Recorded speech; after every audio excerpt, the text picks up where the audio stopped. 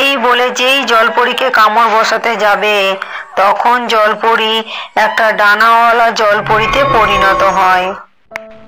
আর শিমুলতলি জঙ্গলের ধারে একটা বড় চওড়া মায়াবী জলাশয় ছিল, যেখানে অনেক রকমের জলজ প্রাণী বসবাস করত। ওই জঙ্গলের জ্যাকি শিয়াল রোজ সেই জঙ্গলের ধারে ছিপ নিয়ে মাছ ধরতে যেত, কিন্তু সে কখনোই জানতো না যে ওই জলাশয়ের নিচে কারা বসবাস করে। জ্যাকি সেই নদীতে ছিপ ফেলে আর মাছ ধরে।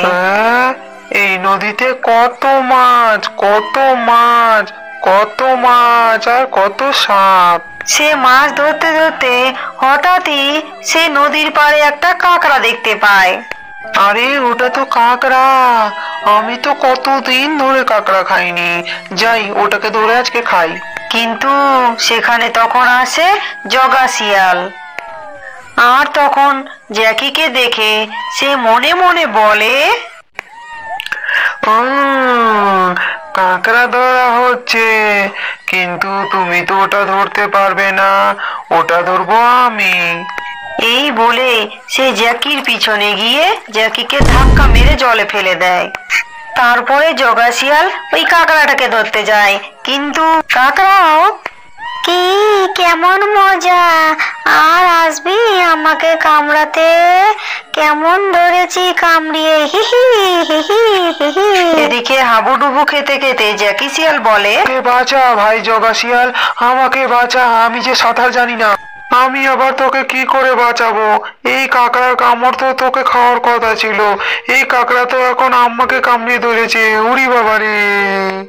তারপর জ্যাকি শিয়াল হাবুডুবু খেতে খেতে জলের তলায় তলিয়ে যায়। কিন্তু সে জলের তলায় গিয়ে দেখে এক অবাক কাণ্ড। যেখানে সে মারা যাবার কথা সেখানে সে দিব্যি বেঁচে রয়েছে। তার সেখানে শ্বাসকষ্ট নিতে কোনো কষ্টই হচ্ছিল না।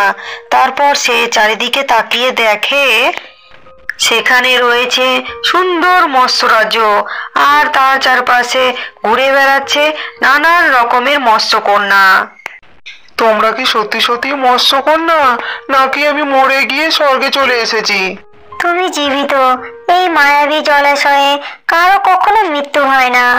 তবে আমি তোমাকে অনুরোধ করব, তুমি ফিরে গিয়ে আমাদের অস্তিত্বের কথা কাউকে বলবে না। আমরা তোমাকে রোজ এক ঝুড়ি করে মাছ উপহার দিব। ঠিক আছে, আমি কাউকে বলবো না, তোমরা একদম ভয় পেও না। তারপর নীল জলপরি, লাল জলপরি জ্যাকি শিয়ালকে নিয়ে জলাশয়ের উপরে পৌঁছে দেয়। তারপর নীল জলপরি হাত ঘুরিয়ে জ্যাকি শিয়ালকে এক ঝুড়ি মাছ উপহার দেয়। তারপর জ্যাকি শিয়াল খুশি মনে নিজের বাড়ির দিকে রওনা দেয়।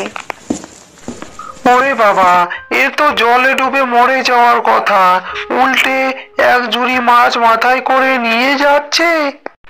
ব্যাপারটা তো আমাকে ভালো করে দেখতে হচ্ছে। এদিকে জ্যাকি শিয়াল বাড়ি পৌঁছতেই, এ কি গো, এক ঝুড়ি মাছ কোথায় পেলে? তবে বলি শোনো গিন্নি। এই বলে জ্যাকি শিয়াল তার বউকে পুরো ঘটনাটা খুলে বলে। আর এই সমস্ত কথা জানলার বাইরে শোনে জগা শিয়াল। ও, এই ব্যাপার, আমি এক্ষুনি জলাশয়ে গিয়ে ডুব দিই। তারপর যেমন বলা তেমন কাজ, সে দৌড়ে জলাশয়ে গিয়ে ঝপাং করে ডুব দেয়। এ কি, তুমি কে? আর তুমি আমাদের তো দেখে ফেললে। আমরাও তোমাকে জ্যাকি শিয়ালের মতো জলাশয়ের উপরে তুলে দেবো, রোজ এক ঝুড়ি করে মাছ উপহার দেবো। না না, আমাকে পৌঁছে দিতে হবে না, আমি সাঁতার জানি, আর আমার এই এক ঝুড়ি মাছেতে হবে না, আমি তোমাদের ধরে খাবো। কি সর্বনাশ! সখীরা পালাও এখান থেকে, নিজেদের প্রাণ বাঁচাও। তারপর রাজু শিয়াল তাকে ধরে ফেলে এবং তাকে টেনে তোলে জলাশয়ের উপরে। আমাকে ছেড়ে দাও, আমাকে এভাবে খেও না, আমাকে ছেড়ে দাও। তোকে ছেড়ে দেবো কি রে? আর তোর মতো রোজ একটা করে জলপরীকে ধরবো আর খাবো। আর এমন জলপরীর কান্না শুনে জ্যাকি শিয়াল ছুটতে ছুটতে ওই জলাশয়ের ধারে এসে পৌঁছয়। এ কি করছো যোগা শিয়াল? ছেড়ে দাও মৎস্য কন্যাকে। নির্বোধের মতো জলপরীদের নিরীহ বলে মনে করো না। চুপ কর তো, বেশি বকিস না। এ আমার শিকার, এখন আমাকে খেতে দে। এই বলে সে যখন জলপরীকে কামড় বসাতে যাবে তখন জলপরী একটা ডানাওয়ালা জলপরীতে পরিণত হয় এবং উড়তে উড়তে নিজের জাদু দিয়ে যোগা শিয়ালকে ব্যাঙ বানিয়ে দেয়। কয়েক কয়েক, একে আমি যে ব্যাঙ হয়ে গেলাম। এবার তাহলে আমাকেও কয়েক কয়েক এই জলাশয়ে থাকতে হবে। কয়েক কয়েক। এই বলে সে জলাশয়ে ঝাঁপান করে ঝাঁপিয়ে পড়ে। তারপর শোনো জ্যাকি শিয়াল, এই সমস্ত ঘটনা তোমাকে ভুলে যেতে হবে। এই বলে নীল জলপরী জ্যাকি শিয়ালকে 2টি আপেল দেয় আর বলে, যাও, বাড়ি ফিরে গিয়ে তুমি আর তোমার স্ত্রী এই ফল খেয়ে নেবে। বিদায়। এরপর জ্যাকি শিয়াল বাড়ি ফিরে গিয়ে সে এবং তার বউ সেই ফল খাওয়ার সাথে সাথেই ঘুমিয়ে পড়ে এবং পরের দিন ঘুম থেকে উঠে আবারও সে ছিপ হাতে নিয়ে জঙ্গলের পথ ধরে সেই জলাশয়ে মাছ ধরতে চলে যায়। তারপর ঝোপ থেকে শিয়াল বেরিয়ে আসে আর যেই না 2 পা এগিয়েছে নীলনাগ চালাক শিয়ালকে ধরে ফেলে। তারপর মধুবনে জঙ্গলে নীলনাগ ওর কালো গুহায় অনেকগুলি মুরগি পুষেছিল, কারণ নীলনাগ এখন বুড়ো হয়ে গেছে। জঙ্গলের পাখি ও চালাক শিকারীদের সঙ্গে ও এখন আর শিকার করতে পারে না। যখনই ও কোনো খরগোশকে শিকার করতে যায় আকাশ থেকে উড়ে এসে বাজ পাখি তার শিকারকে ছিনিয়ে নিয়ে যায়। বাজ পাখি আমার শিকারিটিকে আবার ছিনিয়ে নিয়ে চলে গেল। আমি এখন কি খাবো?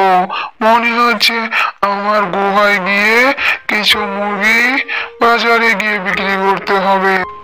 তারপর নীলনাগ উদাস হয়ে তার গুহায় ফিরে আসে আর ওর গুহায় এসে ওর মুরগিগুলো গুনতে থাকে। 2, 4, 6। আরে আরেকটা মুরগি কোথায় গেল? আমার আরেকটা মুরগি কোথায় গেল? তারপর নীলনাগ দেখতে পায় ওর গুহার ভেতর থেকে জঙ্গলের দিকে একটা পায়ের ছাপ। সেটা দেখা মাত্রই নীলনাগ বুঝতে পেরে যায় ওর মুরগি কে চুরি করেছে। নীলনাগকে আমি আমার বোকা বানিয়েছি। এবার আমি এই জঙ্গলের মধ্যে লুকিয়ে পড়ি। নীলনাগ আমাকে আর দেখতে পাবে না। মনে হচ্ছে এই চালাক শিয়ালটা নিজেকে খুব মনে করে চালাক। দাঁড়া বেটা, তোকে দেখাচ্ছি মজা। তার পায়ের ছাপ দেখে দেখে খুঁজে বের করবো। কোথায় গেলি? কোথায় গেলি? নীলনাগ পায়ের ছাপ দেখতে দেখতে একটি গাছের সামনে এসে দাঁড়ালো। সে লক্ষ্য করে হঠাৎ করে পায়ের ছাপ উধাও। নীলনাগ শিয়ালকে ধরার জন্য একটি ফন্দি খাটায়। ঝোপ থেকে কিছুটা দূরে একটা গাছের ডালে বসেছিল টুনি, তোতা আর মেকাও। তারপর নীলনাগ ওই গাছের কাছে গিয়ে টিয়াকে বলতে শুরু করে, এই টিয়া, শুনলাম তুমি বলে জম বলে সবার কথা নকল করতে পারো। তুমি কি শিয়ালের মতো আওয়াজ নকল করতে পারবে? তাহলে আমি ভাবো তুমি নকল করার মধ্যে শ্রেষ্ঠ। তারপর টিয়া শিয়ালের মতো ডাকতে শুরু করে।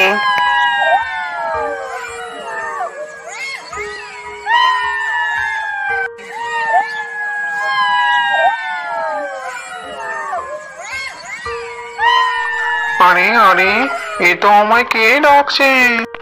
মনে হচ্ছে আমার বউ এসে গিয়েছে, গিয়ে দেখে আসি। তারপর শিয়াল ঝোপ থেকে বেরিয়ে আসে আর যেই মাত্র 2 পা এগিয়েছে তখনই চালাক শিয়ালকে নীলনাগ ধরে ফেলে।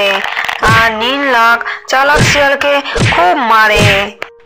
আমি মারা যাব, আমার ছেড়ে দাও, আমার ভুল হয়ে গেছে, আমায় ছেড়ে দাও। তারপর নীলনাগ শিয়ালকে ছেড়ে দেয়। শিয়াল উঠে দৌড়ে পালিয়ে যায়।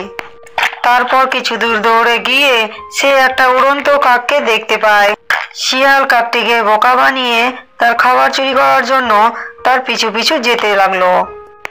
তোর এই রাজ্যে থাকা আর নিরাপদ হবে না। তোর মায়াবী জাদু শক্তি আভাস পেতেই কালনাগ যে আমার কাছ থেকে কেড়ে নেওয়ার জন্য মরিয়া হয়ে উঠেছে। সে আমাদের পিছু নিয়েছে। এই জল রাজ্যে থাকা আর নিরাপদ নয়।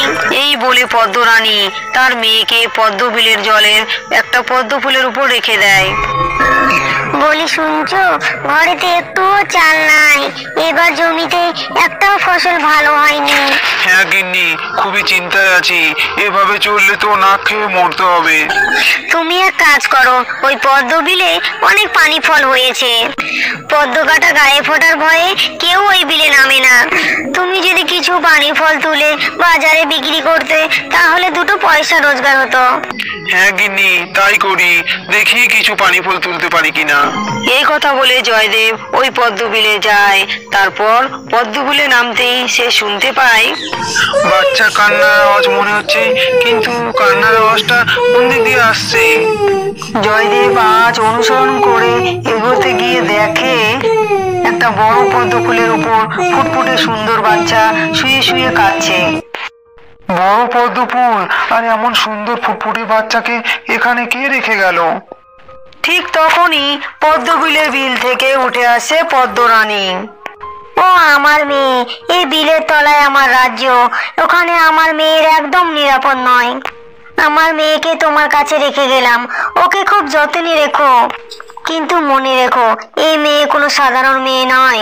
যখন তার 5 বছর পূর্ণ হবে, তখন তার মধ্যে জৈব শক্তি প্রকাশ পাবে। আমার মেয়েকে কোনোদিনও কষ্ট দিবে না। ওর চোখের জল যেন কোনোদিনও মাটিতে না পড়ে, না হলে তোমাদের গ্রামে মহা সংকট নেমে আসবে। এই কথা বলে পদ্মরানী জলের তলায় চলে যায়। আর জয়দেব বাচ্চা মেয়েটিকে নিয়ে বাড়ি ফিরে আসে। মোহিনী, ও মোহিনী, কাকে এনেছি দেখো। উপরবেলা এতদিনে মুখ তুলে চেয়েছেন। কি হলো? আজ এত আনন্দ কিসের? সেই কখন গেছো পানি ফল তুলতে? এই আসার সময় হলো?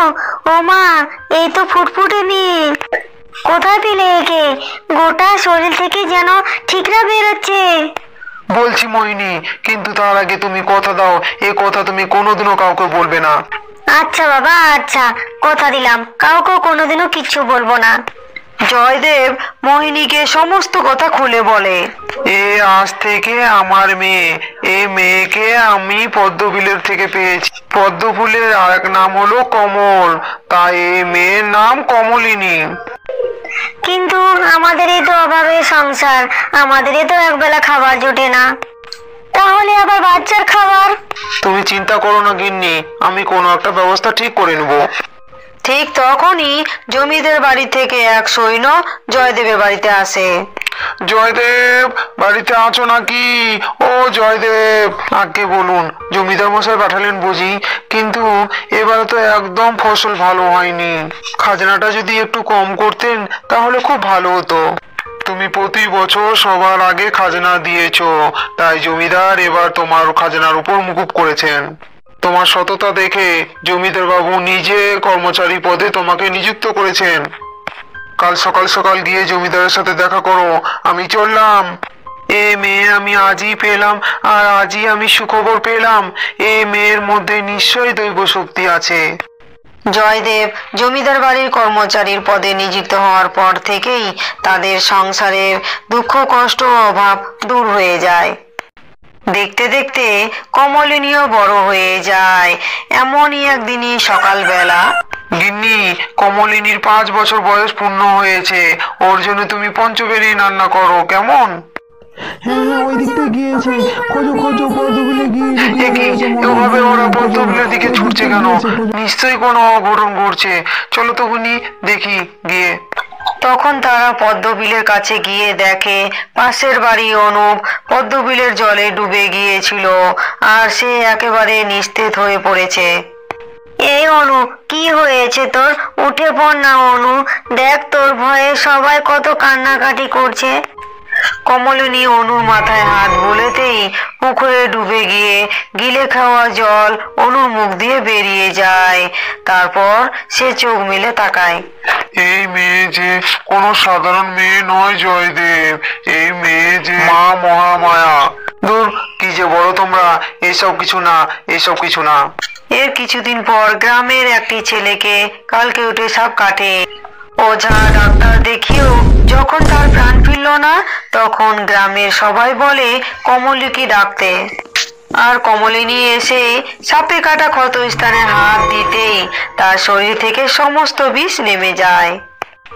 আমাদের কমলিনী শক্তি, মায়াবী শক্তির অধিকারী। আমাদের গ্রামের দুঃখ কষ্ট ঘোচাতে সৃষ্টিকর্তা একে পাঠিয়েছেন। এইভাবে দিন কাটতে থাকে। গ্রামের কোনো সমস্যা, অসুখ বিসুখ, জমিতে ফসলের ক্ষতি, সব কিছুতেই কমলিনীর হাতের ছোঁয়ায় জাদুর মতো ঠিক হয়ে যায়। এই গ্রামের এত উন্নতি আগে কেউ কখনো দেখেনি। কাল অমাবস্য মহাযজ্ঞে আমার 108টা পদ্ম ফুল লাগবে।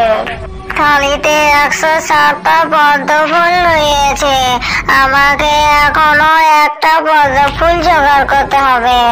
শুনেছি পাশের গ্রামে পদ্মবিল আছে, যাই সকাল হওয়ার আগে পদ্ম ফুল তুলে নিয়ে আসি। সেই ডাইনি বুড়ির ছদ্মবেশে পাশের গ্রামে ওই পদ্মবিলের সন্ধান খুঁজতে থাকে। সন্ধান করতে করতে সে যখন কমলিনীর বাড়ির পাশ দিয়ে যাচ্ছিল, আমার মেয়ে যে জাদু শক্তি অধিকারী তাই এই সব গ্রামের সকলেই জেনে নিয়েছে। সবার মুখে মুখে শুধু কমলিনীর কথা। আমার খুব ভয় করছে গো, যদি কেউ আমাদের মেয়েকে আমাদের কাছ থেকে কেড়ে নেয়, কেউ ক্ষতি করে দেয়, আমরা তো কাউকে বলতেও পারবো না। ও যে কোনো সাধারণ মেয়ে নয়, ও হলো এক মায়াবী পদ্মবিলের মেয়ে, পদ্মরানীর মেয়ে। আমার 108টি পদ্মবিল ব্যবস্থা হয়ে গেল। কাল আমি এই মেয়ের মাথা যজ্ঞে অর্পণ করলে তাহলে তো আমি এর জাদুর সমস্ত শক্তি লাভ করব, আর আমি হব এই সমস্ত শক্তির অধিকারী। পরের দিন সকালবেলা জয়দেব কাজে বেরিয়ে যায়, আর মোহিনী তখন রান্নাঘরে বসে রান্না করছিল, আর কমলিনী ঘরে খেলা করছিল। আর সেই সুযোগে ডাইনি বুড়ির এক ছদ্মবেশে, মা, মা কমলিনী বাড়িতে আছো নাকি? কমলিনী। কে কে ডাকে আমায়? মা, কেউ মনে হয় আমায় ডাকছে। কে? ভিতরে এসো। আমি পাশের গ্রামে থাকি।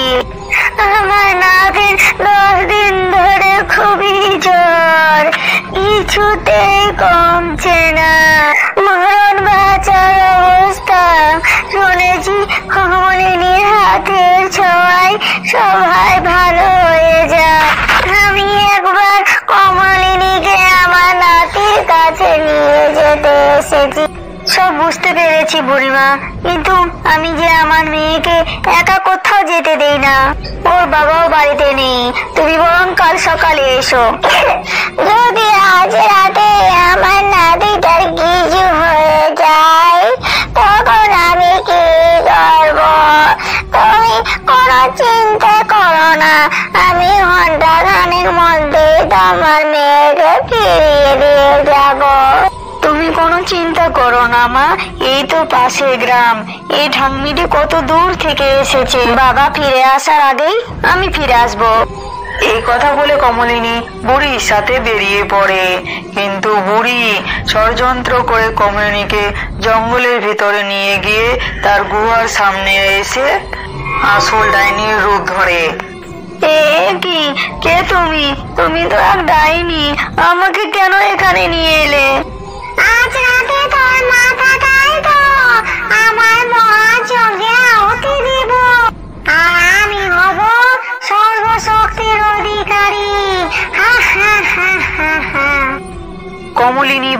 কাঁদতে থাকে আর তার চোখের জল মাটিতে পড়তে থাকে আর তাদের গ্রামে নেমে আসে ভয়ঙ্কর দুর্যোগ। কমলিনী বাড়ি ফিরছে না দেখে মোহিনী জয়দেবকে সমস্ত কথা খুলে বলে। কি বলছো গো গিন্নি? নিশ্চয় কমলি কষ্ট পাচ্ছে, তাই এমন ঝড় বৃষ্টি দুর্যোগ হচ্ছে। আমি এখন ওকে কোথায় খুঁজি? চলো আমরা দুজন পদ্মবিলে গিয়ে পদ্মরানীকে স্মরণ করি, তিনি নিশ্চয়ই কোনো উপায় বলে দিবেন। মোহিনী আর জয়দেব পদ্মবিলের কাছে পৌঁছয় আর পদ্মবিলে গিয়ে পদ্মরানীকে ডাকতে থাকে। পদ্মবিল থেকে বেরিয়ে আসে পদ্মরানী। তারপর সমস্ত কথা শুনে পদ্মরানী বলে, আমার মেয়েকে এক ডাইনি পাশের গুহায় বন্দি করে রেখেছে, ও ভয়ে কাঁদছে। ওর চোখের জল মাটিতে পড়ায় গ্রামে দুর্যোগ নেমে এসেছে। ওকে তাড়াতাড়ি ফেরাতে না পারলে গ্রাম ধ্বংস হয়ে যাবে। এই নীল পদ্মটি তোমার কাছে রাখো, লুকিয়ে ডাইনির ঘরে প্রবেশ করে এই নীল পদ্মটি ওই ডাইনির গায়ে ছুঁড়ে দিলেই ওর বিনাশ ঘটবে। এরপর জয়দেব আর মোহিনী সেই গুহায় যায়। তারপর নীল পদ্ম ডাইনির গায়ে ছুঁড়ে দিতেই ডাইনির গায়ে আগুন লেগে সে ভস্মীভূত হয়ে যায়। তারপর কমলিনীকে গুহা থেকে উদ্ধার করে ওই পদ্মবিলের পদ্মরানীর কাছে যায়। তোমার মেয়ে যে আমাদের কাছে আর নিরাপদ নয়, ওকে আবার তোমার কাছে ফিরিয়ে নিয়ে যাও। এসব কি বলছো বাবা? আমি ওই পদ্মবিলে কেন ওনার কাছে ফিরে যাব? আমি তোমাদের ছেড়ে কোথাও যাব না। এই পদ্মরানী হলোই তোর আসল মা। তারপর জয়দেব কমলিনীকে সমস্ত কথা খুলে বলে। সবকিছু শুনে কমলিনী বলে, পদ্মরানীর সাথে আমি যেতে পারি, কিন্তু একটা শর্তে। পদ্মরানী, তুমি আমাকে কথা দাও, বলো আমাকে আমার মা বাবার সাথে দেখা করতে দিবে। ঠিক আছে মা, কথা দিচ্ছি। তোমার পালিত বাবা মাকে একটা জাদুর সেদ্ধ পদ্ম ফুল দেব। তারপর পদ্মরানী জাদু করে শ্বেতপদ্ম নিয়ে আসে। তারপর জয়দেবকে শ্বেতপদ্ম দিয়ে বলে, যখনই তোমাদের কমলিনীকে দেখতে ইচ্ছে করবে এই শ্বেতপদ্ম বিলের জলে স্পর্শ করবে, আর তখনই কমলিনী আর আমি চলে আসবো বিলের জলে। আর গ্রামে কোনো সমস্যা এলে এই শ্বেতপদ্ম স্পর্শ করলেই সব সমস্যা সমাধান হয়ে যাবে। এই কথা বলে পদ্মরানী কমলিনীকে নিয়ে চলে যায়। মাঝে মধ্যে কমলিনীকে মোহিনী আর জয়দেবের যখনই দেখার ইচ্ছে হয়, তারা ওই শ্বেতপদ্ম পদ্মবিলের ছোঁয়াতেই কমলিনী উপরে উঠে আসে। তাদের সাথে কথা বলে সময় কাটায়। আর গ্রামে কোনো বিপদ ঘটলে ওই শ্বেতপদ্ম স্পর্শের ছোঁয়াতে সব বিপদ সমাধান হয়ে যায়। আমাদের গল্প এখানেই শেষ। আমাদের গল্প যদি ভালো লেগে থাকে তাহলে ভিডিওকে লাইক করে চ্যানেলকে সাবস্ক্রাইব করে দিন। আর নতুন নতুন গল্প দেখতে চাইলে বেল আইকনটি প্রেস করতে ভুলবেন না। আর কমেন্টে জানাবেন আমাদের গল্পটি আপনাদের কাছে কেমন লাগলো। ধন্যবাদ বন্ধুরা, সকলে ভালো থাকুন।